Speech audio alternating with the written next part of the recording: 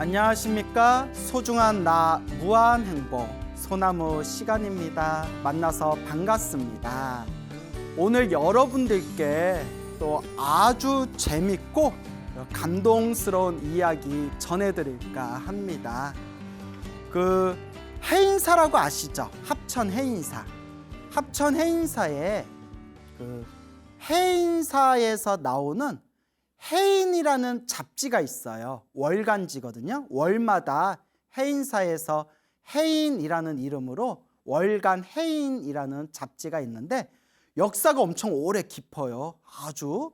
그래서 아마 불교 잡지 중에서는 현재까지 나온 그 잡지들 중에서도 가장 오래된 잡지 중에 하나일 거예요. 그 정도로 역사가 깊거든요. 근데 이게 제가 우연히 막 이렇게 옛날 잡지들을 이렇게 살펴보다가 2006년도면 지금으로부터 약 16년 전이겠네요. 그때 거기에 너무나 재미나고 감동스러운 이야기를 발견해서 여러분들과 함께 나누고 싶어서 오늘 이야기를 하나 준비했습니다. 그래서 그 월간 해인지에 그 현재 강릉 대성사에 계시는 형각이라는 노비구니 스님, 형각 스님, 형각이란 법명이 많아요. 근데 제 연세가 80이 넘으신 노비구니 스님이세요. 강릉 대성사 형각이라는 노비구니 스님의 그런 가피 이야기가 되겠습니다. 그래서 불교 작가로 유명하신 박원자라는 그 작가분께서 이렇게 그 스님의 이야기를 듣고 구술하신 그런 내용이 되겠습니다.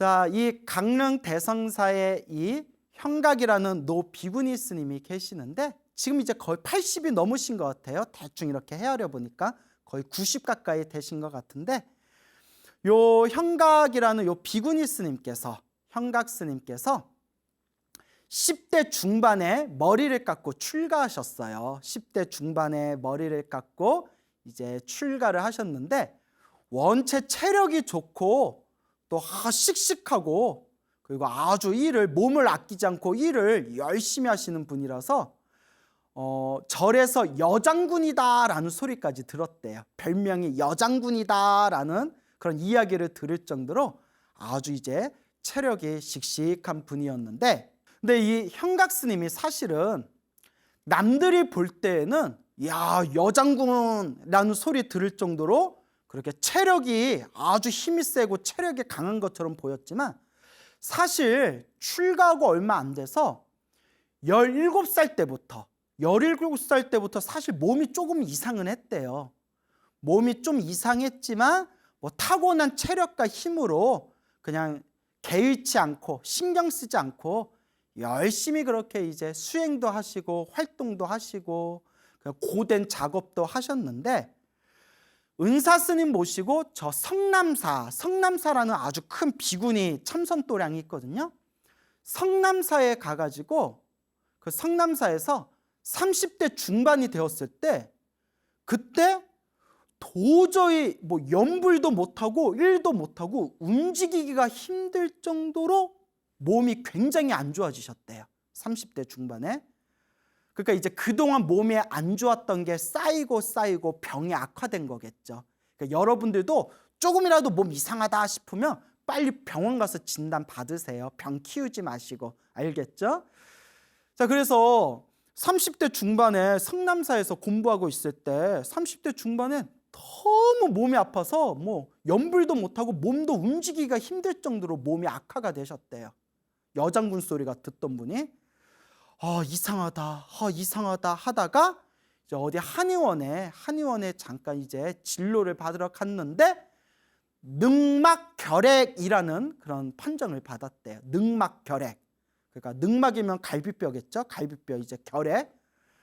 그래서 뭐 청천벽력 같은 소식이겠죠. 또 그 당시 몇십 년 전 현대의학이 지금처럼 발전하지 못했을 때는 결핵 때문에 뭐 폐결핵 때문에 세상을 떠나신 분들도 의외로 많지 않습니까? 그래가지고 그냥 보약 한 제 먹고 속으로 끙끙 앓으면서 그것을 그냥 절에서 버텼대요. 그러면서 무슨 생각을 하셨냐면 하여튼 옛날 분들은 너무나 순수하셔. 물론 그런 순수한 불심이 있었기 때문에 이렇게 한국 불교를 이끌어 오신 거겠지만 그 옛적 스님들 보면 얼마나 순수하세요. 무슨 생각을 하셨냐면 내가 신심이 없어서, 내가 불심이 없어서 이렇게 몸이 아픈가 보다 스스로 그렇게 자책을 하면서 끙끙 앓다가 결국은 상태가 더 악화돼 가지고 이제 큰 병원으로 이제 옮겼답니다. 큰 병원에 가가지고 이제 검사를 받아 보니까 그 의사 선생님이 깜짝 놀라면서 당장 수술하지 않으면 이거 죽습니다. 당장 수술해야 됩니다. 이러다가 얼마 후에 죽습니다라는 그런 깜짝 놀라는 그런 이제 진단 결과를 받게 됩니다. 그러니까 의사가 당장 수술 받지 않으면 이대로 가다가 얼마 후에 죽습니다라는 소리까지 들으니까 이제 환자복을 입고 병원에 입원을 해서 병실에 있는데 5만 가지 생각과 서러움이 복받치더래요. 평생 승복 입고 있다가 부처님 제자로서 내가 내 몸 관리 제대로 못해서 내가 승복을 벗고 환자복을 입고 요 병실에 이렇게 누워있는 자신의 모습을 봤더니 너무나 그렇게 스스로가 자책이 들더래요. 그래서 참 옛날 스님들 순수하시죠. 우리 같으면 그냥 병원에서 치료받을 것 같은데 죽을 때 죽더라도 승복 입고 부처님 도량에서 죽겠다. 어우, 대단하지 않습니까? 물론 이걸 따라하라는 얘기는 아니에요. 치료받을 때 치료받아야죠. 근데 이제 그 옛날 스님들의 이런 꼿꼿한 올곧은 그런 어떤 중심이 있었던 것 같아요.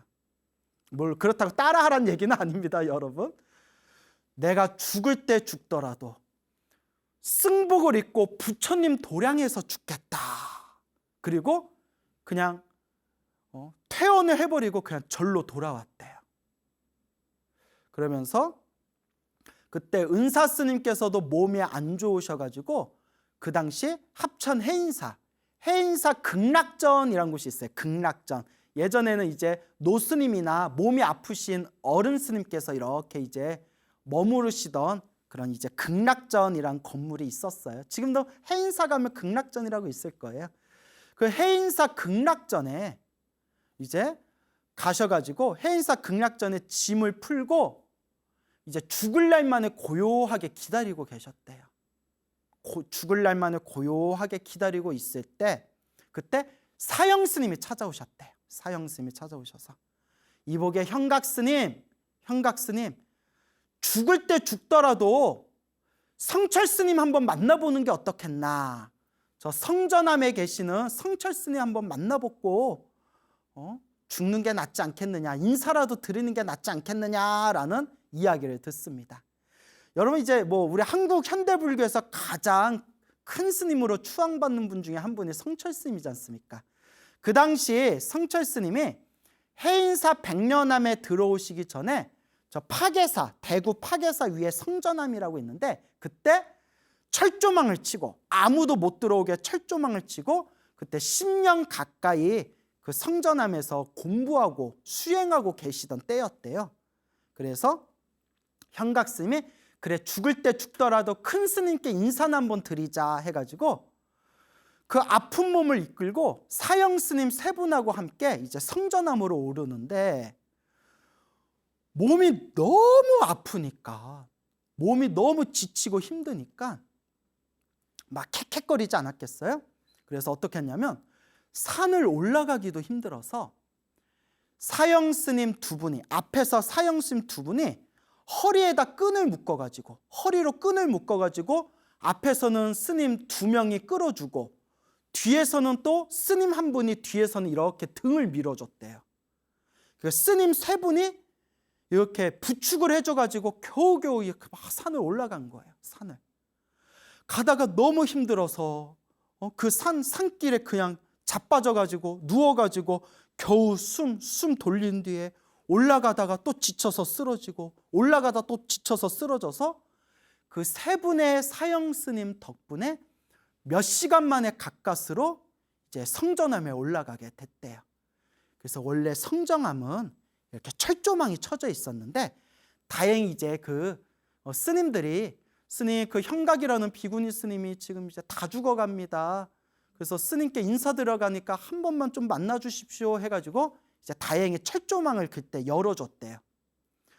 그래서 이 형각 스님이 비구니 형각 스님이 이제 성철 스님 계신 곳 방 안으로 들어가서 이렇게 인사를 드리는데 성철 스님이 고함을 꽥 지르면서 네 여기 왜 왔노? 이러면서 소리를 버럭 지르시더래요. 네 여기 왜 왔노? 하면서. 원래 성철 스님이 되게 성격이 괄괄하셨대요. 여러분 우리 스님 하면 뭔가 자비롭고 막 그런 거 생각하잖아요. 예. 근데 성철 스님은 말 그대로 가야산 호랑이라고 해가지고 성격이 엄청나셨대요. 물론 그런 독한 성격이 있으셔서 그렇게 당신의 몸을 아끼지 않고 생명을 걸고 수행하실 수가 있었던 거겠죠. 예. 너 여기 뭐하러 왔노? 하고 고함을 버럭 지르더랍니다. 다 아시면서. 그래서 이렇게 인사를 드렸더니 이제 성철 스님이 다짜고짜 하신 말씀에 네 살래 죽을래? 라고 하시더래요. 네 살고 싶나 죽고 싶나? 하면서 소리를 꽥 지르시더랍니다. 너 살래 죽을래 하는데 그럼 뭐라고 하겠어요? 예, 살고 싶습니다 했겠죠. 그래서 이제 형각 스님께서 성철 스님께 예, 저 살고 싶습니다 라고 하니까 이제 성철 스님께서 그래, 너 살고 싶제? 사투리가 워낙 심하셨대요. 너 살고 싶제? 이러면서 매일 3,000배를 해라 라고 했대요. 매일 3,000배를 해라. 그러니까 막 형각스님 그 얘기 듣는 순간 뒤로 이렇게 넘어가실 뻔했대요. 아니 정말 몸도 움직이기가 힘들고 요 산골짜기 성전함 걸어서 올라오는 산길도 너무나 힘들어서 사형스님들 3분이 도와주셔가지고 몇 시간 만에 겨우 올라왔는데 성철 스님께서 하시는 말씀이 너 살고 싶지? 그래, 너 살고 싶으면 매일 3,000배를 해라 라고 그렇게 숙제를 내주시더래요. 3,000배 하겠냐? 그래서 49일 동안 3,000배를 해라 라고 했대요. 49일 동안. 근데 이제 성철 스님이 이제 이렇게 말씀하셨대요. 그러니까 몸 상태가 너무 안 좋은 걸 아니까 일주일은 3,000배 하고 일주일은 쉬고 다시 일주일은 3,000배 해서 일단 49일을 채워라. 3,000배 49일을 매일매일 3,000배에서 49일을 채워라. 그런데 이제 몸 상태가 너무 안 좋으니까 일주일은 3,000배 하고 일주일은 쉬고 일주일 동안 또 매일 3,000배 하고 처음엔 그렇게 말씀하셨나 봐요. 어쨌거나 49일 3,000배를 해라. 그러니까 그 순간 이 형각 이 스님께서 대답을 못 하셨대요. 너무나 기가 막혀가지고. 그래서 대답을 일단 예 하겠습니다 라고 대답을 못하고 어쨌거나 다시 해인사 극락전으로 돌아오셨는데 해인사 극락전에 턱하니 방에 앉아서 언제 죽나 죽을 날만 이렇게 기다리고 있는데 또 이 스님이 보통 분이 아니신 것 같아요. 예, 보통 분이 아니시죠. 불현듯 이런 생각이 들더래요. 그래, 어차피 죽을 거 부처님께 절하다 죽자. 어차피 죽을 거 부처님께 내 몸뚱아리 다 맡기고 죽더라도 부처님한테 절하다가 부처님 앞에서 죽자. 여러분 기도하려면 이런 독한 마음이 좀 필요한 것 같아요. 그냥 찔끔찔끔 참새가 오줌 찔끔거리듯이 기도해놓고 가피가 있냐 없냐 이게 아니라 그래 어차피 내 인생 여기까지 왔는데 아유 부처님한테 원 없이 기도나 해보자. 그래 내가 목숨 걸고 기도 한번 해보자. 이런 독한 마음도 좀 필요한 것 같아요, 여러분. 그러니까 요 형각스님께서 또 보통 분이 아니시잖아요. 그러니까 정말 여장부예요. 여잔데도 사내 대장부보다 더 그런 어떤 뚝심이 있었던 분 같아요. 또 옛날 노스님들은 또 그런 한 칼들이 있으셨거든요. 한 칼이. 그래, 내 죽을 때 죽더라도 부처님께 절하다가 몸뚱아리 부처님께 다 맡기고 부처님께 절하다 죽자. 그리고 그 다음 날부터 이제 극락전 이제 법당에서 절을 올렸답니다. 절을 올리는데 한 번 절하고 한 번 일어날 때마다 그 몸도 제대로 움직이지 못하는 그분이 억지로 절 한 번 하고 억지로 몸 한 번 일으킬 때마다 그분 표현이 땅은 천장이 되고 천장은 하늘이 되고 빙글빙글 돌더래요. 그냥 너무나 어지럽고 힘들어서.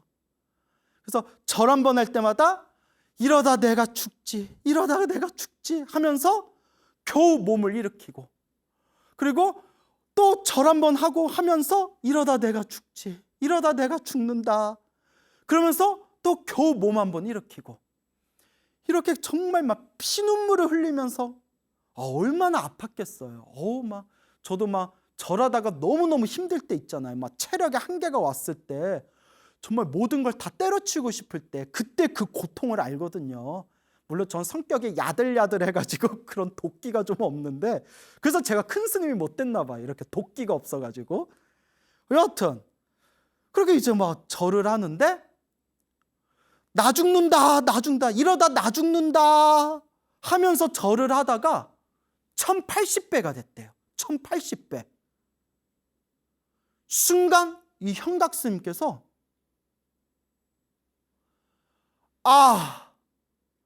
내 몸뚱아리에 내가 솟고 있었구나라는 그런 어떤 깨달음이 올라오신 거예요. 내가 다 죽어간다 생각했는데, 나는 도저히 못한다 생각했는데, 이러다 나 죽는다 싶었는데, 몸도 제대로 못 움직이는 자기가 1080배를 넘어가는 순간 그동안 내 몸뚱아리에 내가 솟고 있었구나라는 억울한 마음이 드시더래요. 이 솜장덩어리, 이 몸뚱아리에 내가 솟고 있었구나 하면 되는데, 내 몸뚱아리의 주인은 내 정신인데 이 정신이, 이 마음이 몸뚱아리에 솟고 있었구나. 그리고 그날 3000배를 채우셨대요. 여러분 3000배 한번 해보세요. 건강한 평소에 운동하던 사람도 하루 동안 3000배 하라고 하면 거의 다 그냥 탈진해서 뻗어요. 그 아픈 몸으로 산길도 제대로 못 올라가던 몸으로 그날 3000배를 하신 거예요. 내 몸뚱아리에 내가 솟고 있었구나 하면서. 그리고 그 다음 날 3일 동안 막 피눈물을 흘리면서 막 이를 악물고 3일 동안 매일 3000배를 하셨는데 여러분, 저희가 말은 이렇게 여러분 재밌게 쉽게 얘기하지만 그 현각 그 스님께서 얼마나 그때 힘드셨겠어요. 그런데 3일째 3000배를 마치는 그 순간부터 절을 할 때마다 산 하나를 들고, 절을 할 때마다 산을 짊어지고 엎드리는 느낌이었는데, 갑자기 3일이 지나면서 절을 할 때마다 누가 엉덩이를 손으로 받쳐주는 느낌이 들더래요. 절을 하는 게 너무 편안해졌대요. 그러니까 일어나고 앉을 때마다 누가 자기 엉덩이를 딱 잡아주고 이렇게 엉덩이를 밀어주고 엉덩이를 받쳐주고 하는 느낌이 들더래요. 몸에 이제 기가 도는 거죠. 기운이 도는 거죠. 그렇게 절을 하고 있는데 어느 날부턴가 어느 비구 스님께서 극락전에 오셔가지고 자기 절하는 걸 빤히 매일매일 찾아와서 자신을 바라보더래요. 그 비구 스님이 바로 그 유명하신 해인사 지조감의 일타 스님, 일타 큰 스님 다들 들어보셨죠? 아주 유명하신 큰 스님이셨는데 또 제가 굉장히 또 존경하는 분이거든요. 일타 큰 스님께서 매일매일 찾아와서 자기 절하는 걸 한 번은 꼭 보고 가셨대요. 왜냐하면 평소에 그 현각스님 몸이 아팠던 걸 예전에 보신 적이 있으셔가지고, 저 스님이 지금 병 고치겠다고 3000배 하고 있는데 저 스님이 과연 살려나 죽으려나, 저러다가 죽어서 내일은 못 나오는 거 아닌가, 저래가지고 정말 저거 살 수 있는 건가, 저 스님이 살았나 죽었나 확인하려고 일타 스님께서 매일 오셔서 매일 자기 절하는 걸 꼭 확인하고 가셨대요. 그러니까 이게 큰 스님이 절하는 그 형각스님에게 이렇게 이제 에너지를 보돋아 주신 거죠. 이제 응원을 주시는 거죠. 응원하고 격려해 주시는 거죠. 멀리서나마 항상 내가 항상 너 지켜보고 있다라고 이렇게 아마 봐주신 거 아니겠습니까? 그러면서 이게 해인사에서 입소문이 나가지고 해인사에서 공부하는 스님들 사이에서 야, 어느 비구니 스님이 지금 다 죽어가게 됐는데 그 병을 고친다고 지금 극락전에서 매일 3,000배를 한다더라. 그 입소문이 나가지고 스님들이 우르르 와가지고 구경하고 갈 정도였대요. 그만큼 이제 대단한 거죠. 절을 하면 절을 할수록 점점 몸이 가벼워지더니 원래 성철 스님이 일주일은 절을 하고 일주일은 쉬고 일주일은 절을 해라, 그렇게 49일을 맞춰라 했는데 몸에 힘이 딱 받으니까 49일 동안 하루도 안 빠지고 매일매일 3,000배를 하시고 49일 기도를 마치셨대요. 49일 3,000배를 딱 마치시고 나서 성전함에 드디어 혼자서 걸어가지고 성전함에 딱 올라서 성철스님께 인사드리니까 성철스님이 딱 보면서 하시는 말씀이 안 죽었네, 니 안 죽었네 이러시더래요. 막 놀리시더래요. 그러니까 아마 기뻐하셨겠죠. 아유, 얼굴 딱 보니까 얼굴에 막 혈색이 돌고 이제 몸에 기운이 도니까 이제 성철스님이 이제 기뻐서 장난치셨던 거겠죠. 니 죽을 줄 알았는데 안 죽었네 이러면서 49일 동안 매일 3,000배를 하고 다시 오너라 라고 했대요. 그래서 예, 알겠습니다. 이제 힘이 붙은 거죠. 형각스님도 다시 두 번째 49일 3,000배 기도를 하고 하나도 힘들이지 않고 정말 가볍게 이제 성전함에 올라가서 인사를 드렸더니 성철스님께서 봐라, 네가 살 수 있는 길이 있었는데 왜 그렇게 몇 년 동안 이 고생을 했느냐, 너 살 수 있는 길이 있지 않느냐 하면서 마지막 숙제를 내주신 게 49일 동안 매일 3,000배를 하고 그 다음에 100일 동안 매일 절을 하되 3,000배를 다 못 채워도 좋다, 3,000배의 반만 해도 이제 충분하다라고 이제 숙제를 내주셨대요. 자, 그리고 이제 극락전에 가서 형각스님이 그 숙제를 이제 다 마치게 됩니다. 다 죽어가던 스님이 몸도 움직이지 못해가지고 스님 세 분이 끌어주고 밀어줘서 겨우 성전함에 올라갔던 그 비구니 스님이 49일 동안 매일 3,000배 하는 걸 3번을 마치고, 1번, 2번, 3번을 마치고 마지막 100일 동안 매일 1,500배 이상씩 1,500배 이상씩 매일 절을 하는 것을 100일 기도를 마친 거예요. 49일 기도 3번, 100일 기도 1번. 다 더하면 며칠 기도한 건가요? 예, 여러분들이 계산해 보세요. 예. 그리고 그 숙제를 다 마치고 난 뒤에 아주 건강해진 몸으로 성철 스님께 인사를 드렸는데, 스님 49일 동안 매일 3,000배 하는 거 3번을 마쳤고 매일매일 절하는 거 100일 기도 마쳤습니다 하니까 성철 스님께서 너 당장 큰 병원 가서 진단서 끊어와라 라고 딱 시키시더랍니다. 큰 병원 가서 진단서 끊어와라. 그래서 이제 룰루 이제 병원에 가셨겠죠. 그래서 진단서를 딱 이제 끊는데 의사가 하는 말이 예, 아무 이상 없습니다 라고 하더래요. 아무 이상 없습니다. 아무 이상 없습니다. 처음에 병원에 입원했을 때 스님 지금 수술받지 않으면 스님 죽습니다 라는 소리를 들었는데 예, 아무 이상 없습니다. 그래서 처음 자기를 진료해줬던 그 의사를 만났대요. 그 의사한테 다시 갔대요. 그 외국인 의사한테.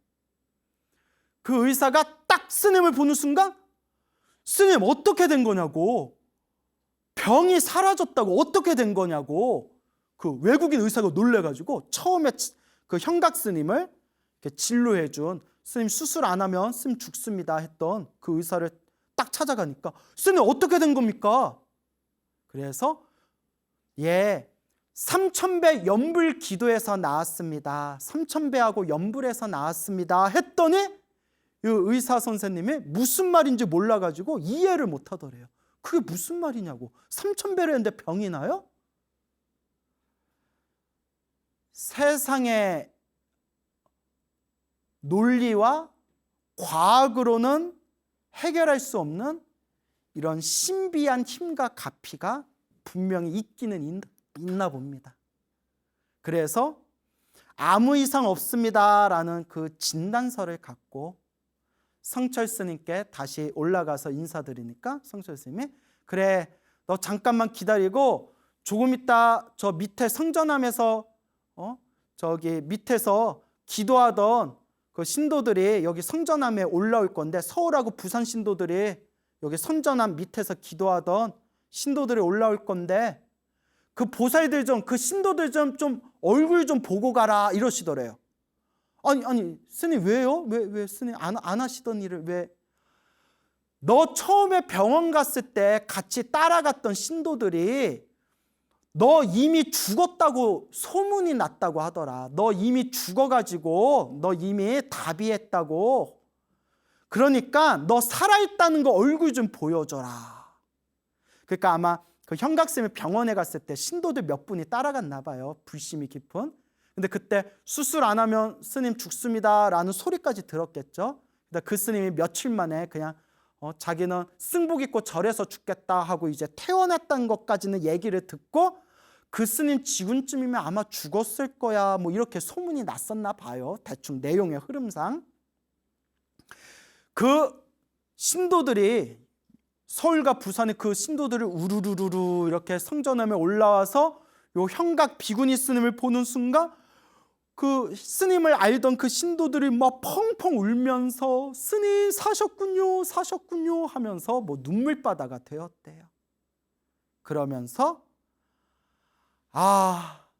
내가 그때 성철 스님이 3000배 하라는 말을 내가 듣지 못했더라면, 그리고 내가 그냥 무릎이 다 해져가지고 무릎이 다 그냥 피범벅이 되면서 이를 악물고 내가 그렇게 절을 하면서 부처님께 간절하게 기도하지 않았더라면 내가 과연 지금 살아있겠는가 라는 그런 말씀을 남기십니다. 이걸 제가 보는데 스님이 제가 막 그냥 감동이 느껴져가지고 정말 굉장한 스님이다. 그러니까 옛날 이런 스님들은 이 보통 분들이 아니세요. 정말 대단하시다 라는 것을 느끼게 되었습니다. 그래서 제가 느꼈던 이 감동을 여러분들에게 좀 전해드리고 싶어서 그 월간 해인지 2006년도 월간 해인지에 그 박원자 작가님이 이렇게 정리해 놓으신 내용을 제가 여러분들에게 좀 재미나게 이렇게 전해드렸습니다. 그리고 그 형각 스님께서 이렇게 남기신 그런 말씀 중에 너무 우리 불자들이 너무 내용이 좋아서 좀 가슴에 되새겼으면 하는 그 말씀 그 몇 문장을 제가 이렇게 좀 담아 왔습니다. 여러분들께 읽어드리고자 합니다. 이렇게 좀 경청해 보시고 마음에 이렇게 되새겨 보시기 바랍니다. 강릉 대성사 형각 그 노 비구니 스님의 그런 말씀이 되겠습니다. 거의 1년을 기도한 셈이었다. 거의 1년 동안 매일 3000배를 하신 거예요. 모든 것이 전생의 인연, 인과였다. 바늘 끝만한 일도 인과 아닌 것이 없다. 우리네 사는 게 좋은 일이건 나쁜 일이건 전생에 자기 눈으로 찍고 녹음해 놓은 필름이 돌아가는 것이다. 그래서 제가 늘 말씀드리죠. 좋은 일도 나쁜 일도 다 내가 지은 업의 인연법이다. 우리의 지금 모습은 그 필름이 돌아가는 과정인 것이다. 내가 전생에 찍어놓은 필름이 지금 이 순간에 돌고 있다는 거예요. 사진을 잘 찍은 데는 편안하고, 고통받는 것은 전생에 안 좋은 마음을 썼기 때문에 나타나는 것이다. 모두 인연인과, 인연법이라고 하든 인과법이라고 하든 모두 내가 지은 인연법, 인과법이다. 인연인과, 자작자수, 자작자수, 내가 지은 것을 내가 받은 것이다. 자기가 지은 것을 자기가 받은 것이다. 자작자수, 내가 지어 내가 받는 것이다. 조금도 어긋남이 없는 명확한 이치를 나는 기도를 통해서 깨달았던 것이다. 나는 누구한테 선뜻 기도하라는 소리를 하지 못한다. 내가 목숨 바쳐 기도를 해봤기 때문에 어설프게 기도해서는 안 된다는 생각을 가지고 있기 때문이다. 큰 스님께서 내게 기도하라고 이르시지 않았으면 나는 벌써 세상을 떠나 지금 세상에 없을 것이다. 큰 스님을 믿는 마음이 없었으면 기도를 못했을 것이다. 수저 하나도 제대로 들지 못했는데 가능했겠는가? 수저 하나도 제대로 들지 못했던 몸이었는데 그 숨 넘어가는 그 순간에도 무릎이 다 상처로 해져가지고 무릎바닥이 다 그냥 피범벅이 되는 그 순간에도 삼천배를 하셨다는 거예요. 그러니까 기본적으로 그 심성이 보통뿐이 아니셨던 분입니다. 업장이 두터운 내가 기도해서 업장 소멸하지 않았으면 벌써 죽어서 무간지옥에 갔을 것이다. 이건 겸손의 말씀이죠. 설마 이 스님이 무간지옥에 떨어질 리 있겠습니까? 근데 그런 겸손의 말씀을 하신 겁니다. 부처님과 큰 스님의 은혜를 갚으려면 수행 정진에서 생사해탈을 해야 하는데 정진을 제대로 하지 못한 것이 송구스럽기 그지없다. 그래서 너무나 겸손한 분이라서 부처님과 성철 스님을 그렇게 이제 고마워하면서 감사해하면서 그분들 생각해서 내가 더 열심히 수행했어야 되는데 내가 참 부끄럽다라는 그런 겸손의 말씀이 되겠습니다. 이렇게 우리 중생들이 인생을 살다 보면 좋은 일도 있고 나쁜 일도 있고 행복한 일도 있고 불행한 일도 있고 한 치 앞도 알 수 없는 게 바로 우리 중생의 인생이라는 길인 것 같습니다. 인생이라는 길을 걸을 때 꽃길이 있을 때도 있지만 험난한 가시밭길이 있을 수도 있지 않습니까? 너무나 힘들고 괴롭고 지쳐 힘들 때 내가 의지할 수 있는 유일한 의지처가 누구냐? 오로지 부처님, 오로지 부처님입니다. 그래서 항상 우리 소나무 애청자 분들께 늘 드리는 이야기가 힘들고 괴롭고 답답할 때 허망한 것들, 이상한 것들에 의지하지 말아라. 그냥 내 마음자리 하나 딱 믿고 내 마음의 이 불심을 딱 믿고 오로지 부처님께 의지해라. 부처님을 향해서 기도하고 간절히 기도했는데도 나쁜 일이 생긴다면 그거는 어쩔 수 없는 내 업의 인연법이다. 오히려 기도를 열심히 했는데도 힘들고 괴로운 일이 생긴다면 내 업장이 그만큼 소멸되고 있는 하나의 과정이구나. 내가 지은 숙제와 빚을 갖고 있는 과정이구나 라는 마음으로 그저 묵묵히 닦아나갈 뿐이다 라고 여러분들에게 간곡하게 말씀드리는 겁니다. 우리 주변에 사이비 종교인들이 너무 많습니다. 제가 가끔 인터넷 보다가 너무나 어이없고 제가 너무나 화딱지가 나가지고 야, 우리 올바른 견해를 갖춘 불자님들이 이런 거에 속으면 안 되는데 생각하면서도 거기에 홀딱홀딱 넘어가는 분들이 너무 많은 것 같습니다. 그래서 자기가 막 깨달았다느니 내가 깨달았다라고 한다든가, 또 어떤 사람은 심지어 자기가 부처님의 화신이래요. 얼굴은 혼탁하게 생겨가지고 자기가 뭐 부처님의 화신이라느니, 심지어 어떤 사람은 자기가 미륵부처래요. 미륵불이래요. 제가 미치고 팔짝 뛰겠습니다, 여러분. 내가 미륵불이라느니. 여러분, 이런 거는 묻지도 말고 따지지도 말고 이런 거는 그냥 다 무시해버려야 됩니다. 그리고 또 어떤 사람은 자기만 찾아와서 자기가 만져주면 모든 병이 낫는다느니. 아니, 그러면 가서 노벨상을 받아야지. 왜? 예? 인터넷에서 자기가 만져주면 병이 낫는다고 왜 그런 걸 광고를 하고 있어요? 그 정도면 세계 과학자들 다 모셔갈 텐데. 그리고 멋모르고 찾아가면 또 엄청난 돈을 요구한대요. 정성을 보여야 내가 만져줘도 치료가 잘 된다고. 이런 거에 절대 속으면 안 됩니다.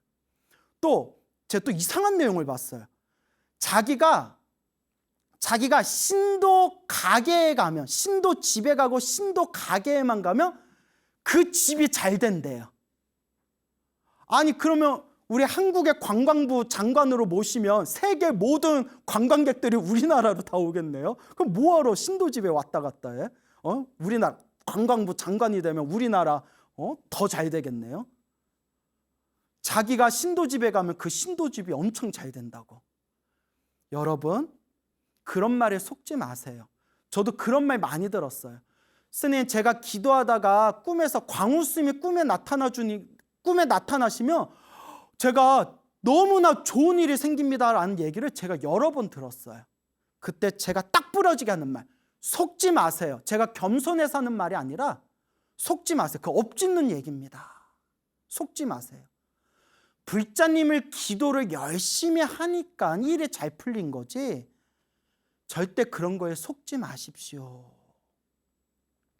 성철 스님께 찾아갔을 때 성철 스님이 네가 병이 나으려면 돈을 많이 가져와라 라고 하셨습니까? 네가 살아남으려면 뭐 부적을 그려라, 제사를 올려라 라고 말씀하셨습니까? 네가 살고 싶으면 나를 시봉해라, 성철 스님이 그렇게 말씀하셨습니까? 너 살고 싶지? 부처님께 삼천배해라, 부처님께 기도해라 라고 말씀하셨을 뿐입니다. 좋은 기도를 한다고 무조건 좋은 일이 생기는 건 아닙니다. 불자라면 명확하게 이제는 중심을 세우고 이해하셔야 됩니다. 좋은 일도 나쁜 일도 내가 지은 업의 인연이다. 그러니 묵묵히 오직 부처님을 믿고 닦고 닦을 뿐입니다. 그러니 우리 불자님들 오직 부처님을 믿고 바른 견해로서 부처님 말씀, 부처님 경전에 의지해서 오로지 부처님 법을 믿고 올바른 불자의 길을 잘 닦아나가시기 바랍니다. 저의 간곡한 그런 이야기가 되겠습니다. 여러분, 행복해지고 싶습니까? 행복한 삶을 창조하고 싶습니까? 복을 지으십시오. 선업을 지으십시오. 공덕을 쌓으십시오. 복과 선업과 공덕의 힘이 여러분들을 진정한 행복의 길로 이끌어 줄 것입니다. 여러분, 성불하십시오.